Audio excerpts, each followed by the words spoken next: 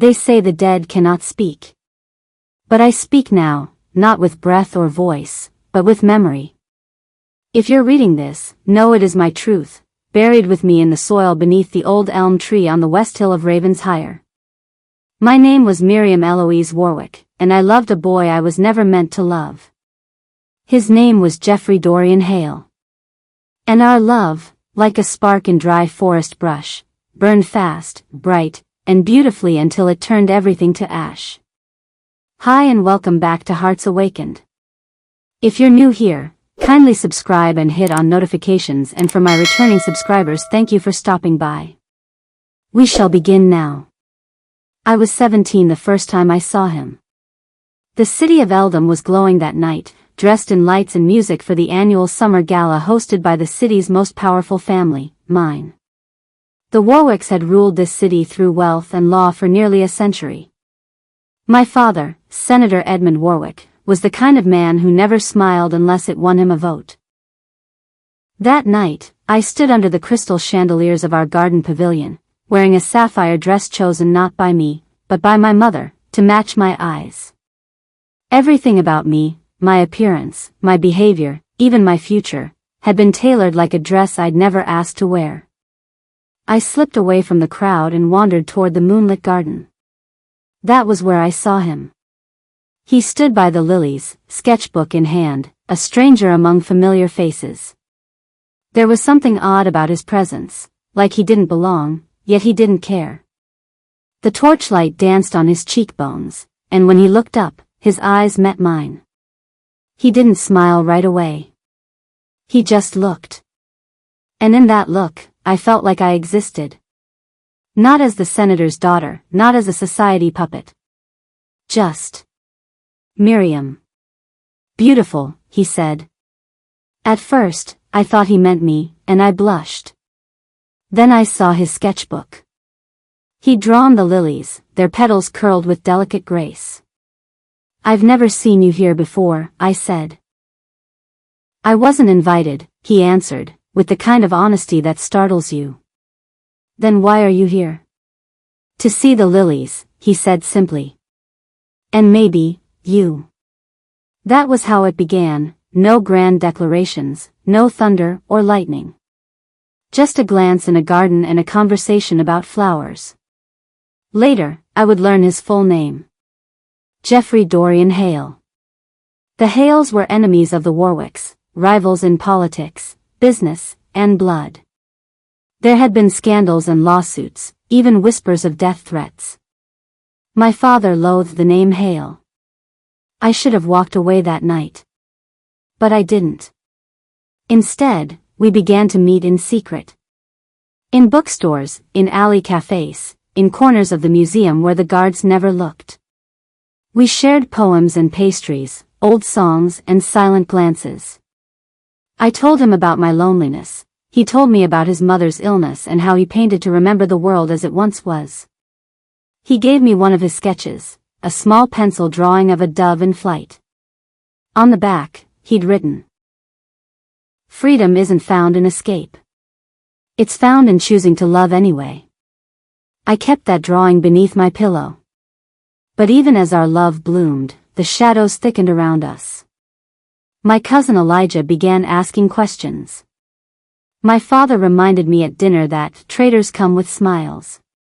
Every time I held Geoffrey's hand, I heard the ticking of a clock, counting down to the moment we'd be discovered. Still, I loved him. One night, we sat on the roof of the old observatory. He traced the stars with his finger, whispering their names. I turned to him and said, "We're like them, you and I, bright and far apart." He shook his head.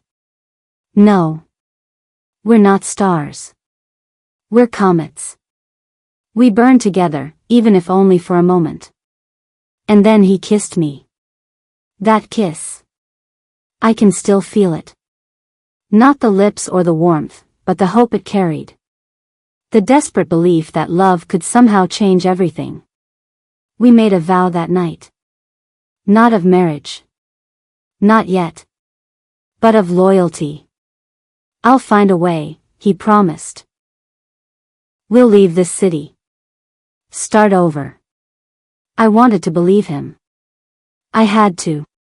Because if I didn't, then all we had would be a lie.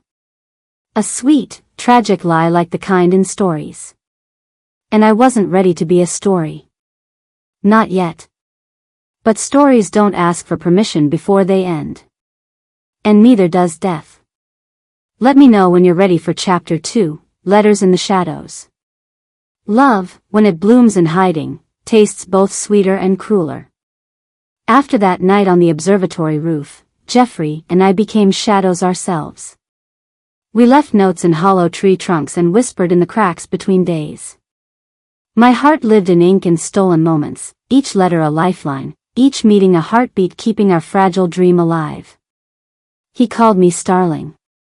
I called him my wild one. In those letters, we built our world. One without war or fathers or legacies.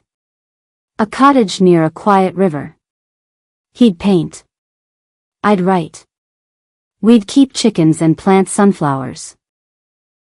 It was a child's dream, and we were two children pretending we weren't drowning. We met where no one would follow, the chapel ruins beyond Marlow Hill, long abandoned and covered in ivy.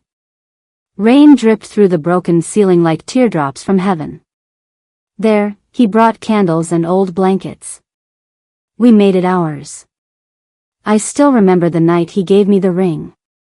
It wasn't gold or silver. It was twisted wire, wrapped with the stem of a violet. He placed it on my finger and said, "This is a promise, not of forever, but of whatever time the world lets us steal." I wept. He kissed away the tears and whispered, "I don't need eternity. I just need you." But time is greedy. Elijah, my cousin, was the first to notice. He always watched me too closely. Perhaps out of duty. Perhaps out of jealousy. We were born weeks apart, raised like twins under my father's iron roof. He believed it was his task to shape me into the perfect Warwick. His contempt for the Hales ran bone deep. "You've been glowing lately," he said one morning. Glowing, or guilty? I said nothing. But I knew he'd follow me. And one rainy evening, he did. I saw the flash of his coat just before Jeffrey appeared in the chapel. My voice caught in my throat, but it was too late. Elijah stepped out from the shadows like a blade. "Well, well," he sneered. "The little Warwick princess and the Hale rat." Jeffrey stepped in front of me. "Leave her out of this." But Elijah only laughed. "You think this is a story, don't you? Some fairy tale? There's no happy ending here, boy." He raised his phone, took a photo of us, proof. "Let's see how long you two last when the truth comes out." Jeffrey lunged for him, but Elijah was quick. He ran. The next day, the war began. My father summoned me to his study.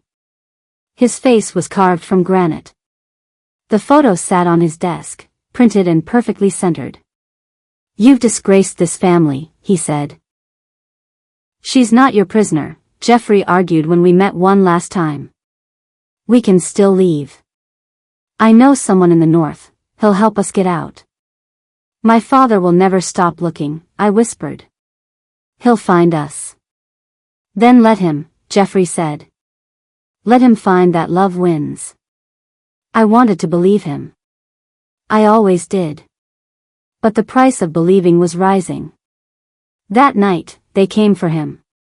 Two of my brothers, Simon and Victor, cornered him outside the art gallery where he worked. They didn't kill him, but they tried. He came to our chapel 3 days later, limping and bruised. They said if I see you again, they'll finish what they started. I held him, trembling. "We have to go," I said. "We leave at dusk, Friday," he replied. "Pack nothing. Just wear hope." We sealed our fate with a kiss. But the world does not go quietly. On Friday morning, my door was locked. The window was barred. My father claimed I had taken ill and needed rest. I knew better. I slipped notes beneath the floorboards. I tore sheets to make a rope. But nothing worked. Jeffrey would wait. He would worry. And if I didn't come? A plan formed, dangerous and desperate. I feigned weakness all day. Groaned. Fainted. The doctor came. I asked for time alone, and in that hour, I scribbled a letter and pressed it into the hand of the one mate I trusted. Take this to the chapel ruins, I begged. If you believe in love, take it. She nodded. In that letter, I told him to wait until midnight.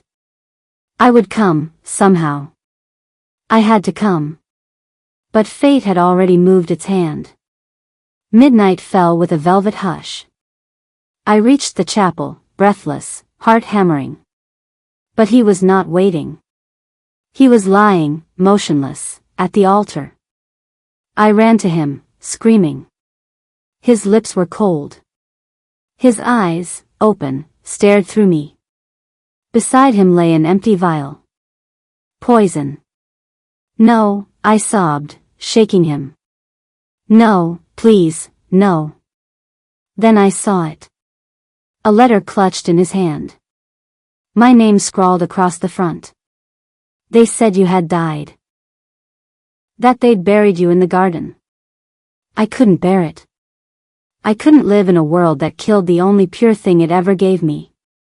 My knees gave out. I kissed him once, gently. Wait for me, I whispered. I took the dagger he had used to carve our initials into the chapel floor and pressed it to my chest. And I let the world go. I once believed death would be quiet. A soft fade into blackness. A sigh. But I was wrong. It was not silence that greeted me when I passed over, it was a song. Low and aching, like a cello played underwater. And somewhere, through that melody of grief, I heard him. Jeffrey. We are together now, in a place where time no longer rules. But I want you to know what happened after. Because though we died in the shadows, our story didn't end there. The morning after our escape was meant to begin, they found us. The chapel was silent when my father arrived. My brothers followed him, shoulders stiff with shame, rage, or maybe regret. I will never know. We lay side by side on the altar, like sleeping lovers in some old fable. My hand in his. His face calm, like he had simply drifted off while waiting for me. They didn't understand at first. Then Elijah stepped forward. She chose him, he said bitterly. Even at the end. And for the first time in his life, my father cried. The story spread like fire. Warwick daughter elopes with hale heir, both found dead in ancient chapel. Love affair shatters century-old feud.